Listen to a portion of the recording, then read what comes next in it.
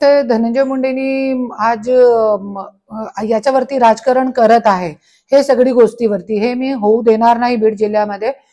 क्योंकि आज धनंजय मुंडेवरती स्वतः बलात्कारचा आरोप आहे. 2-2 बायकाला प्रेग्नेंट करून स्वतःची सालीसोबत त्यांनी बलात्कार केला होता. 2006 मध्ये माझी आईचे प्राण पण त्याच्यामध्ये गेलेले आहे.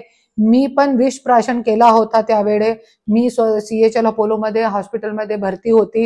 हे सगळं आमचा परिवार उद्ध्वस्त झालेला आहे. आणि अजून आता पण मला इतके वर्षानंतर मला सोडलेला आहे रोडवरती. आणि आज ह्यांचे धनंजय मुंडेचे कार्यकर्ते रोज माझी आईच्या आणि माझी मुलीच्या विनयभंग करत आहे. आज दररोज आम्हाला घाण घाण शिव्या देणं, व्हॉट्सअपवरती कॉल करून शिव्या देणं, हे सगळी गोष्टी ह्यांची चालू आहे.